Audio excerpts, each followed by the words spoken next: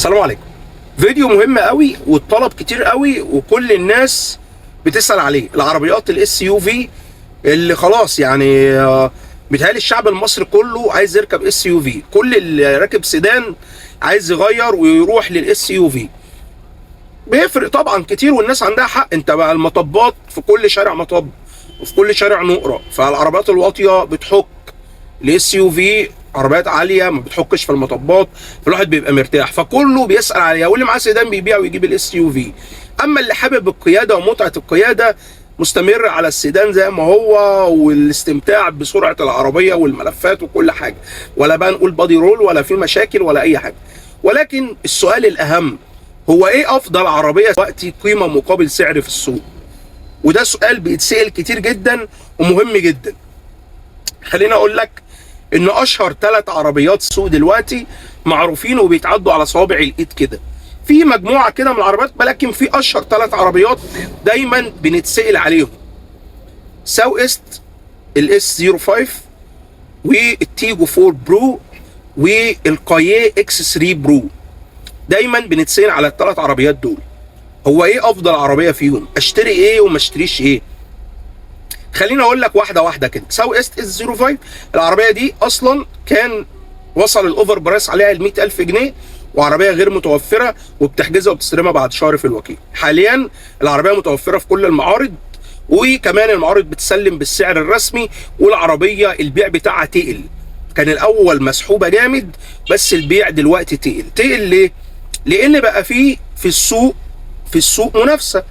يعني كان الاول اللي بيخلي العربيات عربيه واحده تمسك سعر وما تقدرش تنزل، ما فيش غيرها. اما بيبقى في منافسه والشركات بتنزل الاسعار فبتضرب الدنيا وبيخلق هنا المنافسه، فبيضطر العربيه دي تنزل والعربيه دي تنزل. الساو ايست التوكيل بتاعه عامل صيانه لحد 60,000 كيلو مجانا، كان بيخلي الناس عليها اقبال، ولكن مستمر في رفع سعرها ما نزلهوش، لذلك الناس اتجهت لعربيات تانية. نيجي للتيجو 4 برو، العربيه اللي التوكيل بتاعها مش عايز ينزل السعر، شيري وغبور مصمم ان هو ما ينزلش السعر بتاع العربيه، بالرغم ان العربيه دي تجميع محلي مش اوروبي.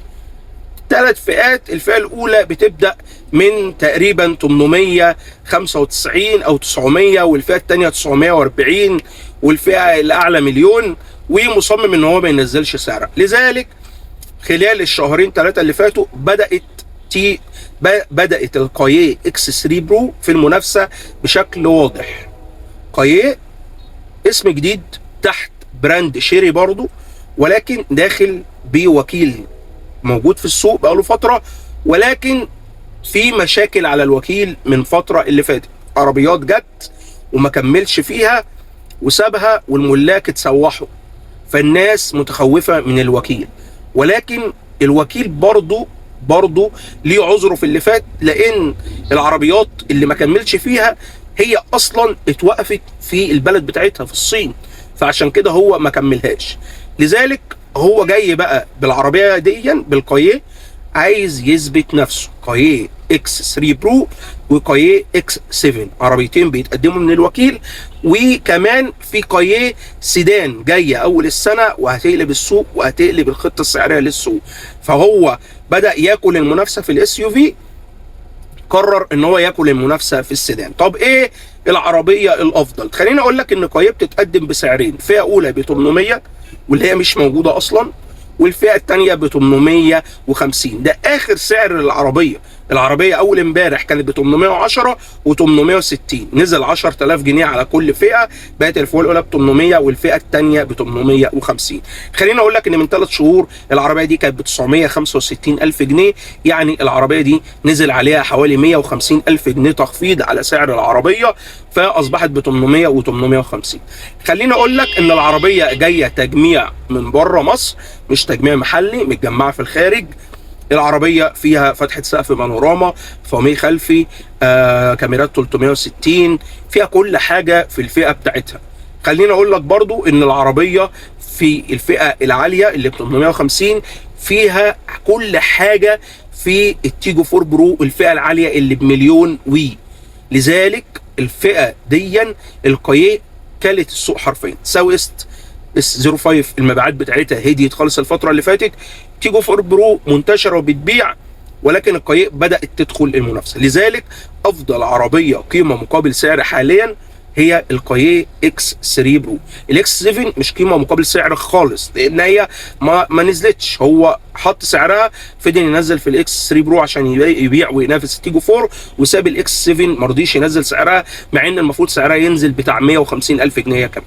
ولكن الكاييه اكس 3 برو قيمه مقابل سعر. هتيجي تقول لي بس التيجو 4 برو منتشره، قطع غيارها متوفره. خليني اقول لك ان الكاييه اكس 3 برو بيركب عليها كل قطع غيار التيجو 4 برو، اي غيار في الميكانيكا او العفشه بيركبوا على الكاييه، هي نفس الشاسيه بتاع العربيه، نفس كل حاجه في العربيه، ما عدا طبعا قطع الغيار الخارجيه. طيب قطع الغيار الخارجيه متوفره في التوكيل؟ متوفره في التوكيل، واسعارها ولا غاليه قوي ولا رخيصه، هي فوق المتوسط.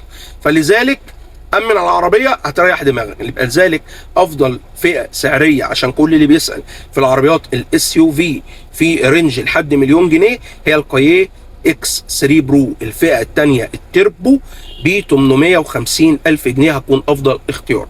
طيب لو الشاري تيجو بكره صحينا لقينا التيجو 4 برو نزلت 50 الف في كل الفئات، هيبقى التيجو 4 برو في رايي افضل من الكاييه عشان انتشارها وقطع غيارها المتوفره وموجوده بقطر جامد في الاسواق. طب الساو ايست اس 05 لو نزلت هي كمان لازم تنزل 100 الف جنيه عشان تنافس الكاييه ويبقى هي صفقه رابحه. يبقى حاليا كاييه اكس 3 برو هي افضل صفقه رابحه في السيارات الاس يو في في مصر. وليك اي كومنت سيبه لي تحت وانا هرد عليك ان شاء الله. السلام عليكم.